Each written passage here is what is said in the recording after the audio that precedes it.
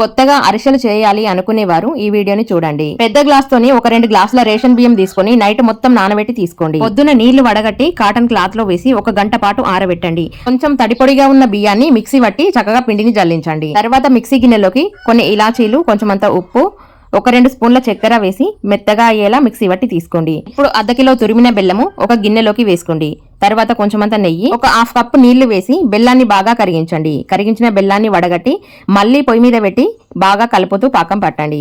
ఈ విధంగా ఉండపాకం వచ్చిన తర్వాత గ్యాస్ ఆఫ్ చేసి ఇలాచి, ఎండు కొబ్బరి పొడి వేసి కలపండి. పొయ్యి మీద నుండి పాకం దించేసిన తర్వాత కొంచెం కొంచెం పిండి వేసుకుంటూ కలపండి. పిండి కన్సిస్టెన్సీ అనేది ఈ జారుగా ఉండాలి, మరీ లూజ్ గా ఉండకూడదు, గట్టిగా ఉండకూడదు. ఇప్పుడు పిండి పైన మూత పెట్టి 1 అర్ధగంట పాటు చల్లారనివ్వండి. పిండి మరీ చల్లగా అవ్వకుండా కొంచెం గోరువెచ్చగా ఉన్నప్పుడే ఇలా కవర్ పైన ఒత్తుకోండి. ఒకవేళ మీరు నువ్వుల అరిసెలు చేయాలి అనుకుంటే ముద్దకే ఇలాగ నువ్వులు అద్ది ఒత్తుకోండి, చాలా బాగా వస్తాయి. బాగా వేడిగా అయిన తర్వాత గ్యాస్ సిమ్ లో పెట్టి వీటిని కాల్చండి. ఇంకా డీటెయిల్ గా వీడియో కావాలి అంటే ఈ వీడియో కింద లింక్ ప్లే బటన్ ఉంటుంది, క్లిక్ చేస్తే వస్తుంది. వీడియో నచ్చితే లైక్ చేసి ఛానల్ ని సబ్స్క్రైబ్ చేసుకోండి. వీడియో చూస్తున్న వాళ్ళందరికీ ధన్యవాదాలు.